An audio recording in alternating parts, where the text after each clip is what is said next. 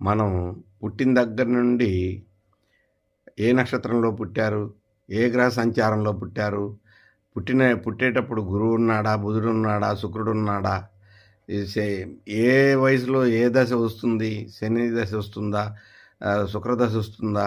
ఇట్లా నవగ్రహ సంచారాన్ని గురించి మనం ఎన్నో వింటుంటాం, ఎన్నో చేస్తుంటాం. కానీ ఈ ఒక్క విధి విధానాన్ని పాటించమని ఎవ్వరూ చెప్పరు.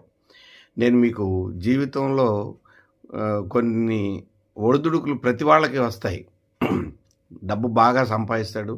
ఏవో టైంలో టక్‌మని అది సన్నగా చిల్లిబడిపోయి, కారిపోయినట్టుగా కుండకి చిల్లిబడి కారినట్టుగా ఆ సొమ్ము పోతూ ఉంటుంది. ఇట్లాంటియన్నిటిని తప్పించుకోవటానికి మీకు చిన్న చిట్కా చెప్తాను చూడండి. నవగ్రహ శ్లోకాలు అని చెప్పేసి ప్రతి గంటల పంచాంగంలో ఇస్తారు.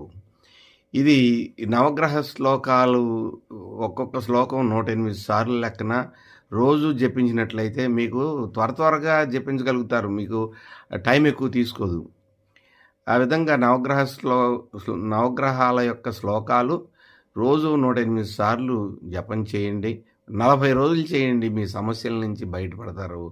అట్లాగే మీకు శుక్ర మహర్దశ హై లెవెల్‌లో కావాలంటే ఆ శుక్రుడి గురించి శుక్రవారం నాడు స్టార్ట్ చేసి ఒక 40 రోజులు చేయండి.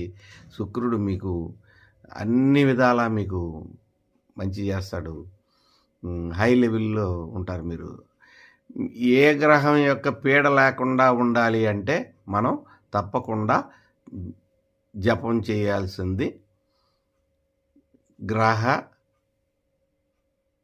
గ్రహాల యొక్క శ్లోకాలు, నవగ్రహాల యొక్క శ్లోకాలు ఇవి మర్చిపోకుండా చూడండి. జపాకుసుమ సంకాశం కాశ్యపేయం మహాద్యుతిం తమోరిం సర్వపాపగ్నం ప్రణతోస్మి దివాకరం సూర్యుని యొక్క శ్లోకం ఇది.